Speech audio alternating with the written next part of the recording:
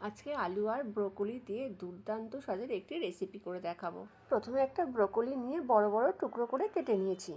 ব্রোকলির ডাঁটিগুলো মাঝখান থেকে একটু চিড়ে দিয়েছি। জল ফুটতে শুরু করেছি। এবার 1 চামচ লবণ দিয়ে কেটে রাখা আলু দিয়ে 5 মিনিট ফুটিয়ে নেব।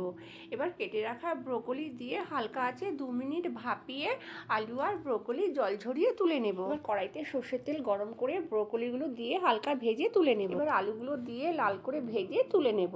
ওই তেলের মধ্যে 1 চামচ সর্ষের তেল দিয়ে মেথি, মৌরি, কালো জিরে, তেজপাতা ফোড়ন দিয়ে দেবো। সুন্দর গন্ধ বেরোলে একটা মাঝারি সাইজের টমেটো কুচি, 1 চামচ আদা বাটা দিয়ে 2 মিনিট নেড়ে নেব। দিয়ে দেবো স্বাদ মতন লবণ, 1/2 চামচ হলুদ গুঁড়ো, জিরে গুঁড়ো, ধনে গুঁড়ো, লঙ্কা গুঁড়ো, কাশ্মীরি লঙ্কার গুঁড়ো, সামান্য জল দিয়ে মশলাটা ভালো করে কষে নেব।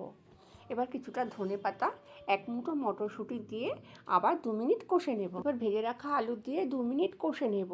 এবার 2 বাটি জল দিয়ে ভালো করে মিশিয়ে 2-3 মিনিট ফুটিয়ে নেব। এবার ভেজে রাখা ব্রোকলিগুলো দিয়ে ঢাকা দিয়ে হালকা আঁচে 3 মিনিট ফুটিয়ে নেব। এবার ঢাকনা খুলে দিয়ে দেবো সামান্য কাসুরি মেথি, 1/2 চামচ চিনি, সামান্য গরম মশলার গুঁড়ো, 1 চামচ ঘি দিয়ে ভালো করে মিশিয়ে একটা পাত্রে নামিয়ে গরম গরম ভাত কিংবা রুটির সাথে পরিবেশন করতে হবে।